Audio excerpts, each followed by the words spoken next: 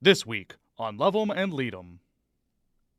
So we just like to train. Everything is controlled and human is in control of everything no matter what. And the socialization aspect follows because they're not really stressed out about anything. Right. After. Well, and socialization doesn't mean I'm letting my dog go meet every dog that it sees. It means the dog is being exposed to things, and the neutrality is developing because of that exposure. It's not good experiences are happening. Yes. Not trauma.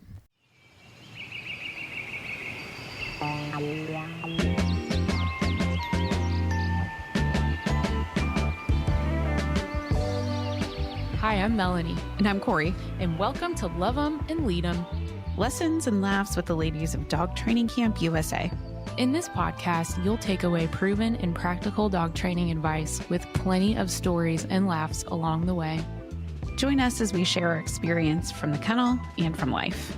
With that, let's sniff our way into this episode.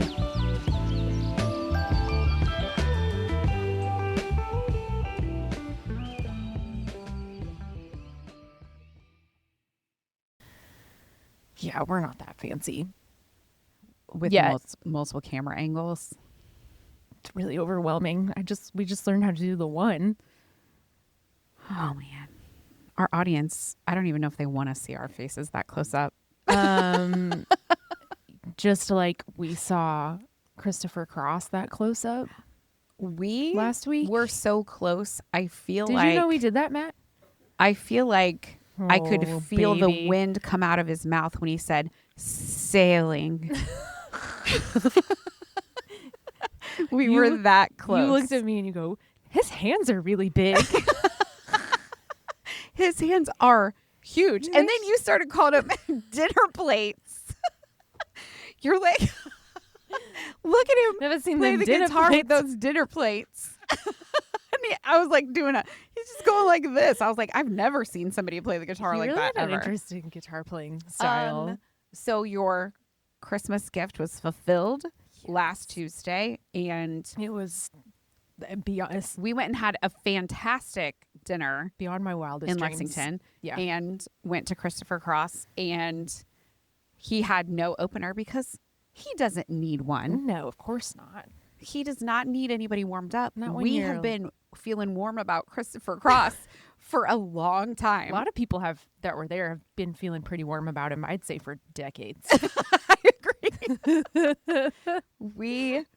Melanie was pretty much the youngest one there. Oh, by a long shot. There were also not a lot of people my age. The crowd was a little bit older, but you know what? Those old people want to ride like the wind just like us. It's the best that you can do when you fall in love. Christopher, that's for you. Um, I mean, come on. we bought the t-shirts. We didn't get Oh my t-shirts gosh. the first Okay. time we saw him. In fact, I almost wore this. I almost wore it today, but then I decided to dress like the wall. And You wanted to so, match. so I wanted to match the wall today, but I almost wore it today. The t-shirt that we've coveted for months and months, almost a year, Oh yeah. because it sold out at the other Christopher Cross concert that we went to. The first time we saw him, I mean, we knew we were gonna like him, but then at the conclusion of the concert, we both loved him so much. We were like, we need a t-shirt immediately, and everybody else felt the same way because they were sold out. We ran to the merch when table. we got these tickets, that was like our first. We're like, I we're not gonna drew- make that mistake I again. printed the ticket and I put a little X where we were sitting, and then I drew the merch booth over on the corner, and I said, we have to stop here first. This time. really just beat the rush. We planned it. Well, it's not hard to get around people with walkers. Right. So we were able to just skirt right around faster by people. nature. I didn't feel bad about that. Everybody's got to wait their turn Every man for himself. when it comes to Christopher Cross. It was fantastic. In all honesty, like, we're being silly, but it was so good. He sounds so good. He looks great. All of his band and his backup singers are fantastic. I loved every single second of it. And if he comes around, I'll go again. He's freaking 75 years old. 75 years old. Whew. Amazing. He was amazing. You know, it's like some singers, they get into their 70s and they sound nothing like what they used to sound like back in the day. But whew, you close your eyes, You think it was damn 1980 on a freaking sailing yacht. Hamptons. Oh, man. 1980 in the Hamptons. Christopher Cross. All right. That was great. Well, I guess we should get on to business. Yeah. The business of, what is it exactly you're talking about today? You told me before We're did. going to talk about introductions. Okay. Introductions. We've been getting a lot of... Could you introduce this? Yeah, let me introduce this Alright. since you have no recollection of what we talked about 20 minutes ago. That's the level of planning we do. Yeah. We've been getting a lot of questions about introducing dogs to cats, introducing dogs to other dogs, introducing a new dog into existing cats, or bringing a cat into the household. So introducing multi-animal households, Different species. things like that. So actually, my cousin Debbie actually asked us if we could talk about the cat part. And so we're going to do that. Yeah. Anchors away, my boys. Let's go. Aye, aye, Captain. So we have cats. 4 of them. Primarily owned by you. Yeah. Yeah. I just happen to be in a situation where I occasionally like feed them and care for them. Yeah. Yeah. But anyway, you're we in live charge. with cats. Yeah. You're in charge of that. And I'm a cat lady for years since I was a child. Cat lady all the way. Have a cat tattoo, all the things.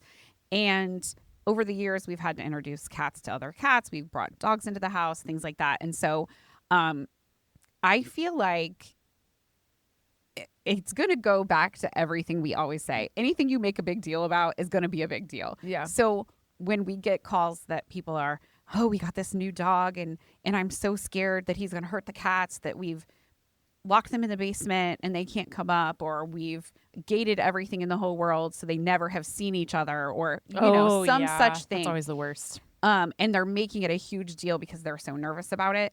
So the first thing I always ask is, does the cat have claws? Because, I've been a cat lady this long. I know that cats can pretty much take care of themselves. Now, do we have incidents? Of course. Do we want to mitigate that? Of course. Yeah. But a cat can get away. By and large, we see cats can pretty much handle a dog. They can handle their own business. And I think probably it's one of those things, like it's so common that I would say if a cat is in a position where it has been attacked by a dog or it got attacked by a dog, like there was probably something wrong with it. Like biologically sick, was the weakest one, or dumb of the colony. So I would say, it's very rare for a cat. If that happens, and it's like in a household situation, the cat's going to avoid the dog anyway. So you really, it should be. Yeah, you want to be giving them the opportunity to kind of figure things out and not freak out about every single thing. So we find that when people make it a mystery, like they've hidden the cat away, or they don't get to see each other, they still know that they're there. They can smell and they can hear everything. So the bigger mystery you make it, the bigger deal you make it, the more challenging it is. We introduced a kitten into the home with 2 large dogs and 3 other cats, and I got a giant dog crate and put a little litter box in it and hung a couple of toys from the top, and she had a little bed in there, and she got to be in the room and be around all these other animals in a safe way. She could get away from them if she wanted to. They couldn't get to her, but they could really interact through the crate. Yeah. And so it ended up a couple weeks of that, and we would let her out when the dogs were put up and things like that.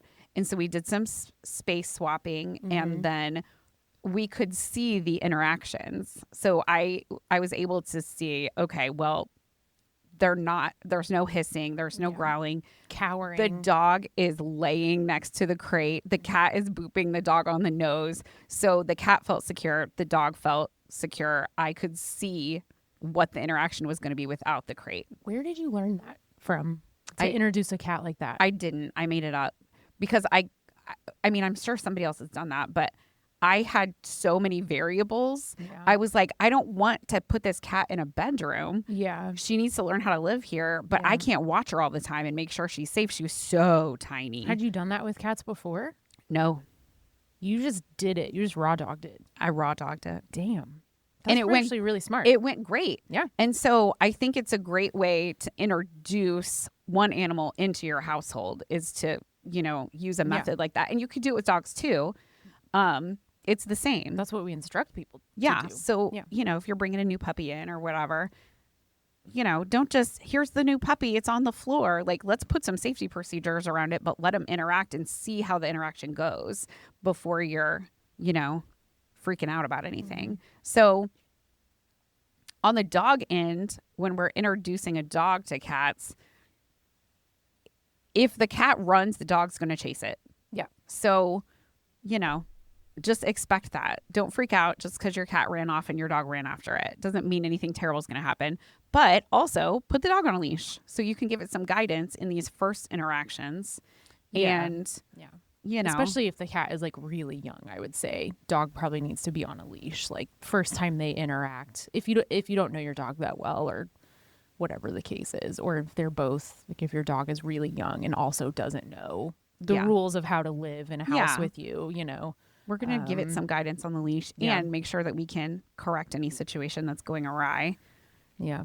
The other thing you can do when you're doing introductions, if you don't want to use the crate or whatever, you could just put like a baby gate at the end of a hallway and they can still see each other and interact through the gate. The cat can come out because the cat will jump the gate if it wants and explore, and it'll have an out to get away. Yeah. But cats can get high up. They can jump on the fridge. They can jump on the counter. They're usually pretty resilient. Yeah. So We always tell people the best dog trainer is a cat. It's not us. It's not humans. Humans are dumb. But the cats know exactly when and how hard to correct. They know when to push. Like we do cat introductions at the kennel all the time because our older cat, Murphy, who we raised in the dog kennel, explain a little bit what you tell people about how we utilize Murphy in a training situation. I kind of call him our canary in a coal mine. Yeah. So he's great for socialization. It's great for desensitization when the dogs are in their kennels, that he's always milling around, whatever. So if they have crazy extreme reaction to a cat, he ignores it and he doesn't care. Yeah. So it's great because he's not going to run. So they can get that exposure in a safe way. Yeah. And learn to chill out when a cat is around because they don't have any other option. Yeah. And then we use him to help shy dogs come out of their shell. And we've used him to kind of test whether what we're seeing is actual like aggression or if it's just a reaction of some sort. Because sometimes like if we have a dog that's in there that's acting kind of mean and nasty, but me and you for whatever reason have a feeling that it's not genuine or like it's all bark no bite. Yeah. And I don't know, it's usually they're in there acting nasty, but the owner is reporting like, well, they've never been a human, but they just get scared. They're just fearful, right? And like what we do instead of like go straight into this dog and like fracture the trust first off and make that the first impression, we bring in a tool like Murphy, which is indirectly kind of pushing the dog's boundaries of comfort without us having to like get and in we the middle either of it. see Murphy walk right up. We've seen him walk right up to a dog and rub on the dog. Acting nasty. Yeah. Like, don't mess with me. But then you can kind of tell sometimes he's like, it's okay, dude. Don't worry about it. Yeah. And then other times he runs to the corner and wants immediately back to the back of the you kennel. can tell by his body language. So he's really helpful. We don't put Murphy in danger. No. Yeah. And we always let him choose. Like, I don't need to see any more than he does not want to come near a dog. Yeah. He just wants to be That's all we need in to the see. back room. Yeah. I don't need the dog to get close to him. Yeah. Yeah. To see how he feels about it. Yeah. But so yeah, he helps train puppies too. we sometimes, on some occasions too, there's been dogs, like if we were struggling, usually larger dogs with like anxiety or like dogs that were kind of resistant to like get with the program for whatever reason, not for any like extreme reason, but like if we were all kind of frustrated with a dog, like Murphy will kind of pick one out of a group and kind of harass it or kind of follow it around, like follow the trainer out the front door with it, you know, like Yeah. he will kind of pick dogs too that like we always are kind of like, man, this dog's a pain in the ass. And we know it is because Murphy's picking on him Yeah. or Murphy's chosen that kennel to hang around. And sometimes we have to put him away because it becomes a not safe, Right. you know, if it's too much for the dog or If it just he's needs to really be- truly antagonizing a dog, which he does. He 'cause does. Oh, he's yeah. a cat. but I just- have a cat at home that he antagonizes again, everybody. it's just another example of, I guess, like we're respecting them for what they are, what species they are, but we're not going to let them be in situations that are unsafe. And we do use space swapping as a management tool. Like we're not going to train absolutely. out any of like a dog not chasing after a cat. Like we probably are not going to train that out in a way that is ethical and Oh, no. safe for the dog. So No, and honestly, like you try to limit the opportunity for it to happen, yeah. and you know, watch what happens when he does catch up to the cat, Mm-hmm. and you always make sure that the cat can get high, and Yeah. it's usually fine. So all of that to say, don't make such a big deal about it. Yeah. Put a couple safety parameters around it, and Sometimes too when we bring Murphy in, like our clients, we have to be like, Oh, they whoa, freak out. like we can't even proceed because it makes the client so uncomfortable, and we know the dog is gonna yeah. read that, and we have to abandon ship too. Like it's very people. I don't know why people are so afraid of this. I guess you've taught me everything I know about cats, so I I wouldn't have known. funny that I think people look at a cat and they think it's fragile and Yeah, little, and do. I'm like, they are apex predators. Do you know that the bird population is declining because of outdoor cat population has increased? I will say, because of Alley Cat Advocates, Louisville is one of the safest cities for unhoused cats in the country. let's hear it. Let's hear Alley it. for Cat Alley Cat Advocates. Advocates. Let's Amazing. go. They're Yeah. amazing. But these are apex predators that live in our homes. Say the thing that you tell people too about their neurons, the number of neurons they have. Not neurons, it's like brain matter. It's like their brain matter. They have like Oh, they have a ton more brain matter than dogs. but not by volume, but by like cells of like in their brains. You told wait. I How are you don't not know. remembering I this? don't You're know. like they have twice as many synapses. Thank you, Matt. Now we're gonna have to fact check this. Did I really tell you that? Did I read that somewhere? What did you make it up? Maybe I did. They are far superior to dogs. They Yeah. are. They're smarter. They're more resourceful. They're They're better just hunters. the most fascinating creatures to me ever. And I am a cat lady, and I will always be a cat lady. But I'm thankful for dogs because cats are so superior. They don't need trainers. Yeah, for real. But we are letting these murder machines live in our homes, and we Yeah. should really just be thankful that they accept us. okay. It's an honor. I mean, we are still above them in the food chain. But, you know, dogs mostly love people. yeah. If you're loved by a cat, you've really made it. Okay. Well, then I've not made it.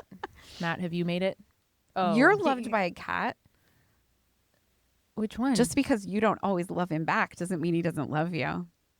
Which one? The best cat that's ever lived in the history of the world. Robert Joseph. the orange fat one that Bobby Boo Boo Bear. antagonizes the whole house. Oh yeah, that one. Yeah, that one. I put him in a timeout right before we came here. Anyway, that's how we would deal with cat introductions. Yeah. So whether you're bringing in a new cat to an existing cat household like we did, still the same thing. We don't want the cats to fight. Use the crate. We got a big crate. It was perfect. It was absolutely perfect. Everybody was safe, and I didn't have to have eyes on everybody all the time. And then just don't make such a big deal about everything. Yeah. Just chill. Yeah. And that leads us to our next question. We get along the same lines of how do we introduce new dogs together? Yeah, I'll let you take that since, you know, my cat knowledge is It's hanging out. it's hanging out. You're going to go tuck Tuck it it back in.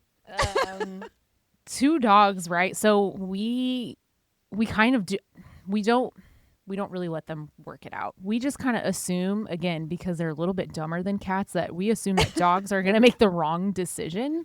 And they need to be managed a lot more than a cat dog interaction. So, two dogs together that we might be introducing together. If you've been to our group class at all, we talk a lot about packing dogs up in a group.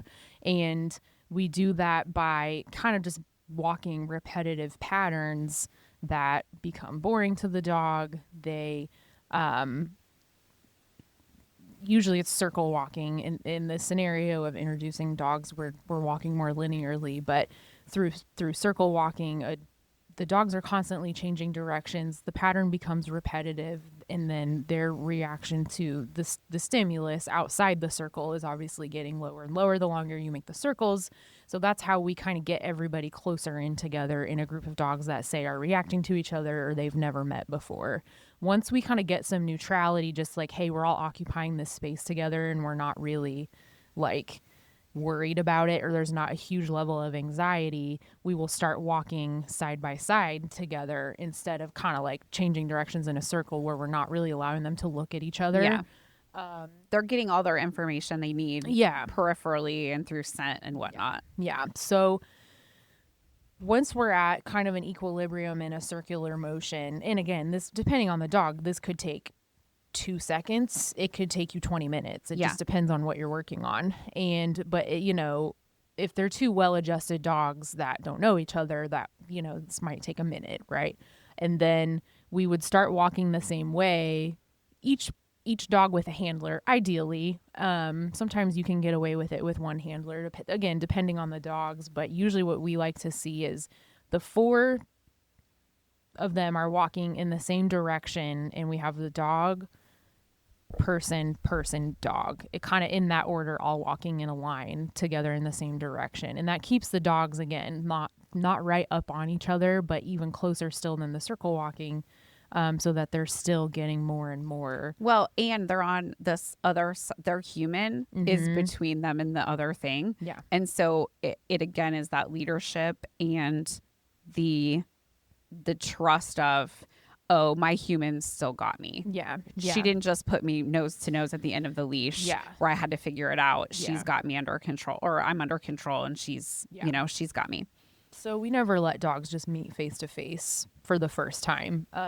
And I should say, probably a lot of dogs can handle meeting face to face for the first time. It's not a problem, but because of the nature of what we do at camp, this is how we would do it. And if you call me and say, I have these dogs that I don't really know, this is how I'd recommend you do it too.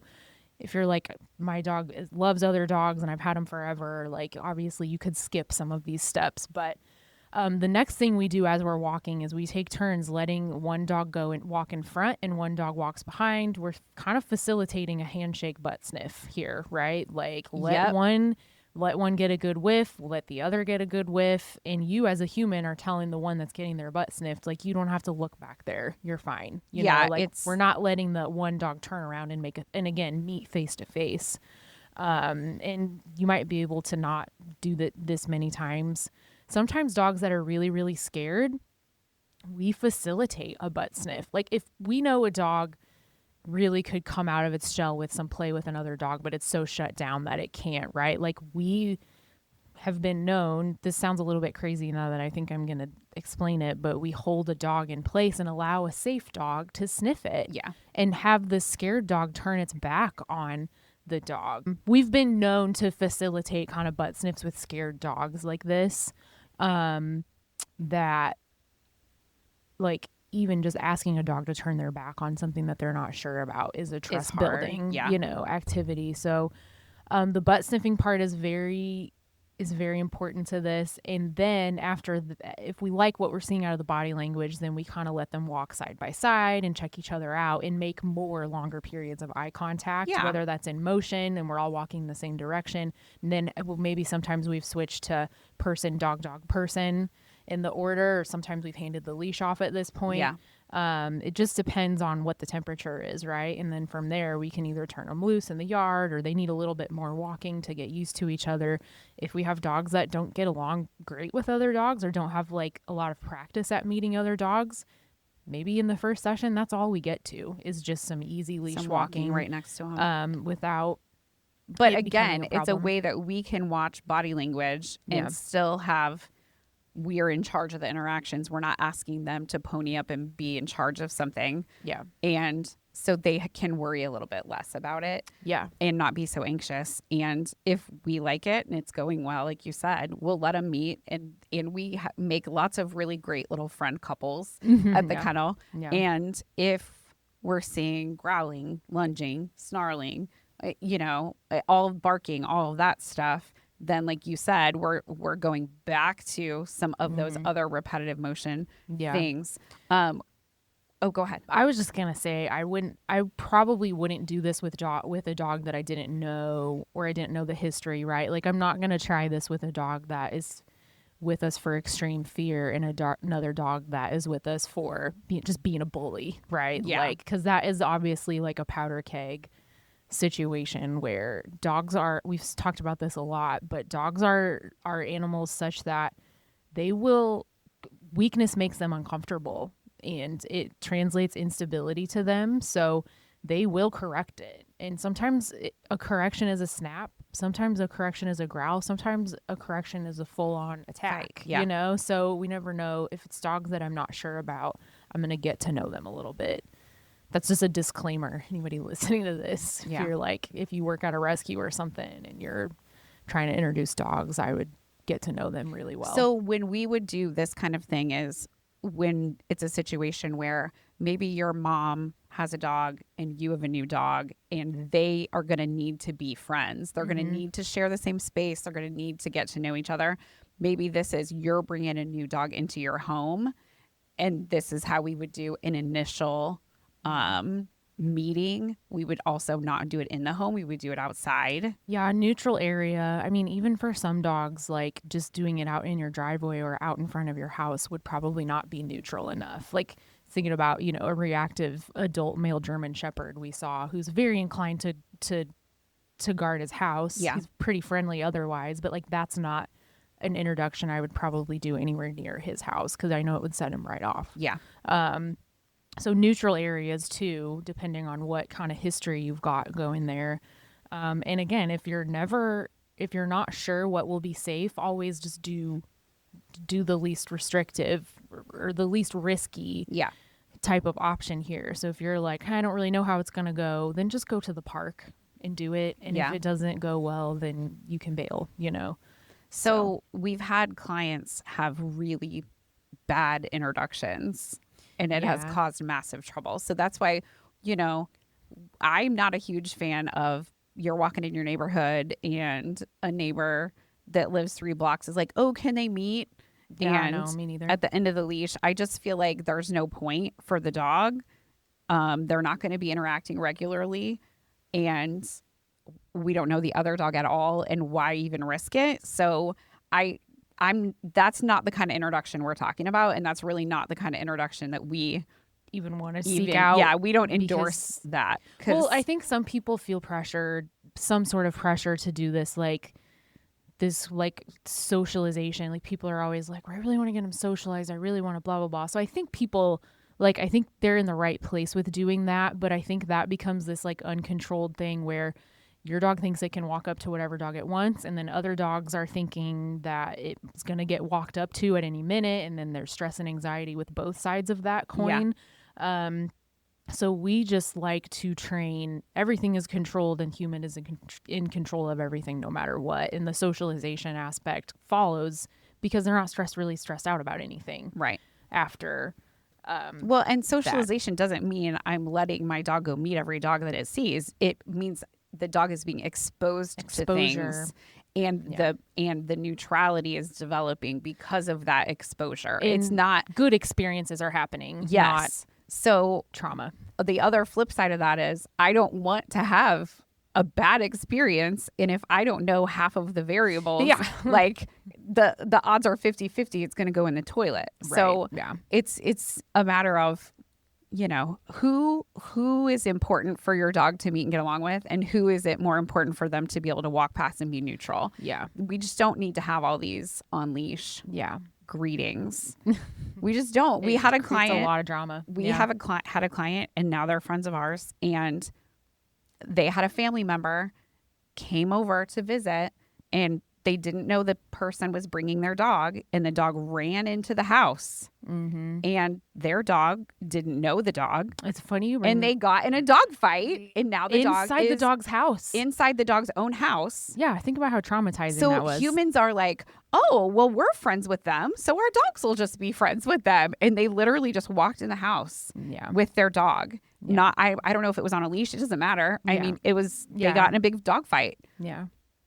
Kevin would lose his mind if another dog just like walked into the house. So, well, yeah, and you can't be mad at the dog that was in the house and attacked. Like, that's what but now they're there for. they struggle with a lot of reactivity because now it had a bad incident in its own house when it was minding its own business. I know, it's sad, man. So even if they had said, hey, first of all, if you're taking a dog to somebody's house, please make sure that that's okay with them.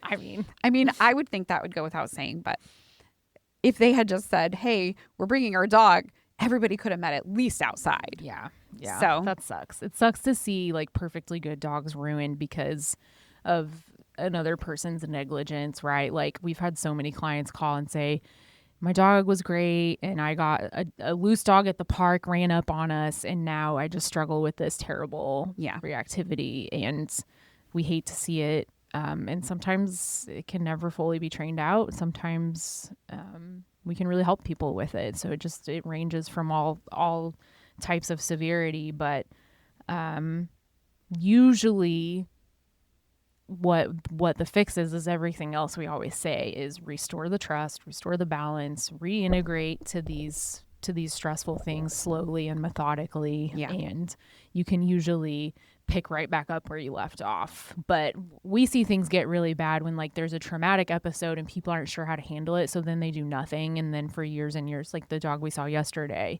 that was not a trauma, but like an unforeseen thing with the human, and she couldn't like leash train him for, you know, a year or two of his life for a health reason, and the reactivity, by the time she was able to kind of get back on her feet, the reactivity had just completely taken hold of the dog. So then at that point we're playing, we know we can't get it all the way out, and we're just going to manage and, you know, do the best we can. So to get the dog what he needs enrichment wise without getting drug all over the neighborhood. Right. Well, she was, that particular person, she's a hell of a handler, man. She's a hell of a dog handler. We pull up and this lady's got a freaking motorcycle in her garage. Oh, yeah. She bakes sourdough and she handles a German Shepherd like nobody's business. German Shepherd that pretty much outweighs her. It's like 100 pounds yeah. or something. Oh, it's more than that. Yeah. So anyway, she's a baddie. But our introduction to that dog is going to look a lot different. Yeah. That dog's probably not going to be introduced. Yeah. Not so until he can take it slow, use a tool, make sure the dog is on a leash, make sure the other dog is on a leash. Walk around, do a lot of like peripheral, like parallel walking. They can get all their information, you know, without being face to face, and take it slow. And if it goes to shit, don't keep going. Like if it starts to go to shit, like it's okay to stop and then do it again. Yeah. Like if we're looking for a long-term relationship out of dogs, I would rather take it so slow on the front end and take your time and let them get to know each other and make it successful in a slower way. Yeah. I mean, you have a bad experience, then you're fighting an uphill battle to win your dog's trust back. So make sure your cats are safe. They'll be fine. Give them an option to get out. Leave them with their claws. Matt always. reported to us. Oh, okay. During a brief, so we did a fact check. Has reported to us that dogs do in fact have more neurons, but cats are just. Would it tell us again, Matt? Independent problem solvers, independent but you can't problem solvers. You can't quantify that like you can with with numbers of neurons. What do you mean? What do I mean? Well, you quantify it with like reps of independent thinking observed. Well, like the videos of like the octopus in the maze and shit. Yeah. Can you show us the study? Can you send me that? I want to see that. Yeah. I don't know I don't think I said what you think I said. You're like, I listened to a podcast and cats have twice as many synapses. I'm like, huh? I don't remember that.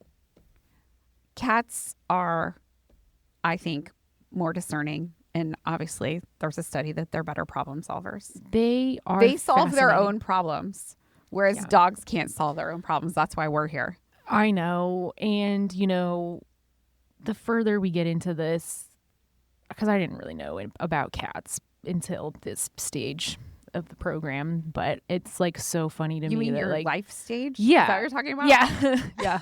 Like we couldn't have cats growing up. We were all fucking allergic. But like the parallels between cats and dogs and men and women, and like men are from Mars and women are from Venus. I mean, it really just like nature repeats itself in all these patterns over and over again. And I will never not find it hilarious and funny. And I will always find observing it enjoyable. You like cats. They are interesting to watch, and I love watching a cat put a stupid dog in its place. It's me too. And I also love watching like a smart, high powered woman just fucking put a man in his place too. I mean, could watch that all day. So it's this again. It's the same. I think you've been surprised how much you like cats. And if we're being honest, you do a lot of things to try to get them to lay with you and things like that. And also, you have a 4-year-old that is a cat lady. She's pretty inclined. She knows about the old one finger. Mm-hmm. Well, you better explain what the one finger cat greeting is. If you're greeting a cat, you also made this up. Yeah? I think I might have. Yeah. I don't know. This is just what I do. Yeah. When you're greeting a cat, you just stick one finger out and offer the one finger. And they are either going to flip you the bird and walk away, or they're going to come up and sniff you and maybe like linger a little in front of you, or they're going to give you a nose rub. And if you get the nose rub, it's on. They want you to give them some loves. Yeah. Yeah. Yeah. And they do, what do? They do the nose rub because I think they have like scent glands on it, but yeah. They're putting their scent on you. Yeah. Yeah. Because they are in charge. Right. It's the exact opposite of the dog. Well, dogs still try to put their scent on you, but we don't let them. Yeah. Like if a dog is rubbing itself on me, I'm like, get off me. Yeah. But I will take Robert. Joseph. Best cat ever. He has 3 names. Yeah. And he has to wear sparkly claw covers because he scratches people when he's hungry. So there's that. He's a little temperamental. Interestingly enough, another thing about cats, our very good friend, Dr. Joni, said, just since this episode has now become about cat behavior and all of these crazy, stupid things we do with these cats. It's like me. They're fascinating. They are fascinating. Our veterinary, Dr. Joni, we had kind of had an incident with Robert Joseph, and we were like, okay, do we like declawing is so taboo now. I mean, you can't declaw cat. You could really not even find vets that will really declaw anymore. So we kind of went to our friend Dr. Joni with this like kind of challenging behavior that we were really starting to begin to struggle to manage because it was kind of unprovoked and we couldn't really tell when he was going to act like this. And she was like, no, I won't declaw, but we recommend these soft paws. Soft paws. TM. They're acrylic. We're looking at you, soft paws. Can we get a sponsorship? Acrylic nail covers, and you literally have these teeny tiny little, and you have to take super glue, and you have to put a tip on it, and you have to squeeze the glue in, and then you have to squeeze out the cat nail and put it on. Squeeze the cat nail out of the cat's paw. Yeah, you squeeze its toe, and the nail pops out. Yeah. Well, you have to cut the nail, and then you have to put the claw cap on. And then they stay on until the cat sheds its nail off. Well, she said she recommended that so much over declawing because what they're finding is when the cats can keep their nails, they get the tactile feedback that is so important. Because they can still scratch. Yeah, that's so important to them to like hunt, function, and that like cats that get declawed, they end up having more behavioral problems, which you and I could probably make a case for. Matt, are you ready for this?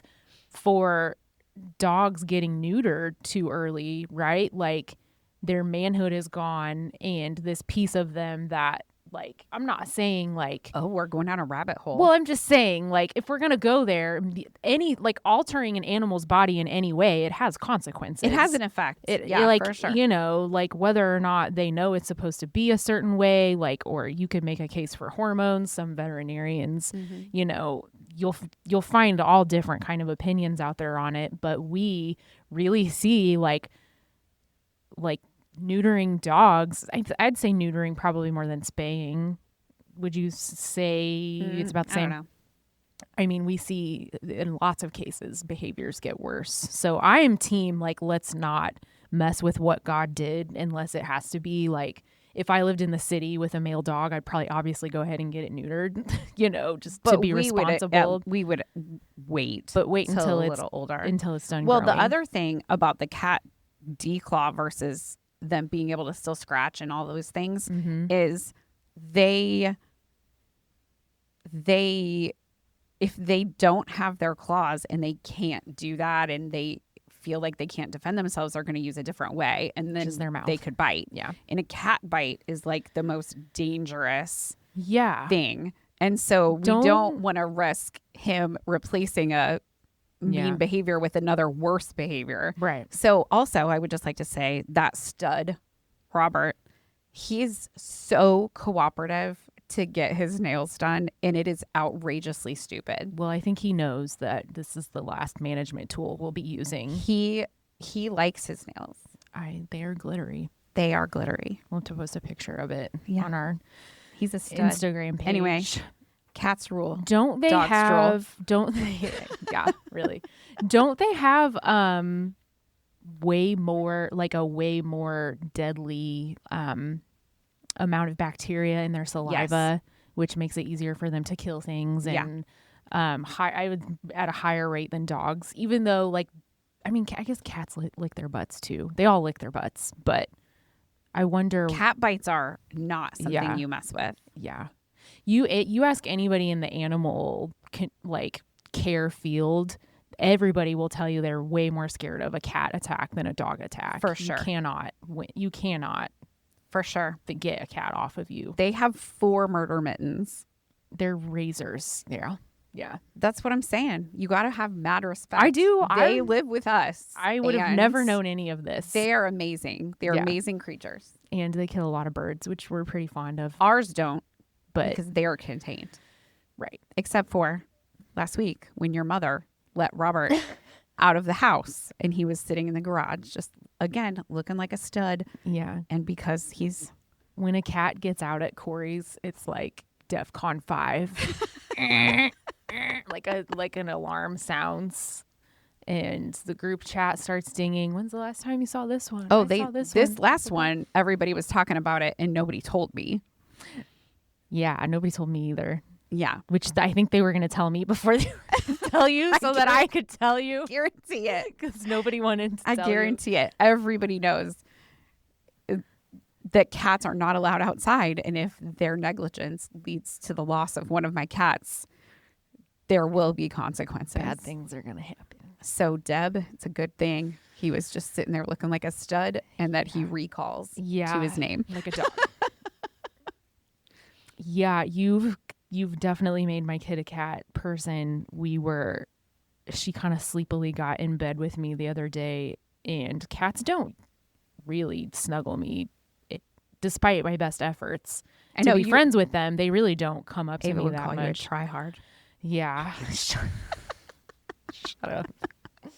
But a cat, that morning was our lucky day, and my daughter jumped in bed with me, and a cat jumped up on us, and it was dark, and she was really still half asleep, and she kind of rolls over and her eyes are closed, and she reaches out in the dark and starts petting the cat, and she just goes under her breath to me. She goes, "What cat is this, Mom?"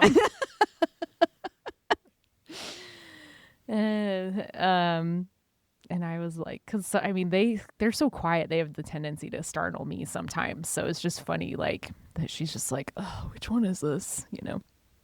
So the process is complete. It's official. She is a cat lady, and I'm proud. You're welcome. Dang. So that's it. That's how to introduce cats and dogs and dogs and cats and dogs and dogs and cats and cats. Human, person, dog, dog, cat. So go forth, introduce. And listen to some Christopher Cross today. It'll might just lift your mood. If you want to be in the Hamptons in the 80s, just put it on, roll the windows down. It's fantastic. You have the wind through your hair. Thanks for listening to this episode of Love 'Em and Lead 'Em. If you want to hear more, be sure to check us out every other week on Spotify, Apple, iHeart, or wherever you get your podcasts. Please be sure to follow us on Instagram at Dog Training Camp USA Louisville and check out our website at dogtrainingcamplouisville.com for more information on our training and other services. If you need help with your dog, don't hesitate to reach out. You can find our contact details in the show notes. We'll smell you later.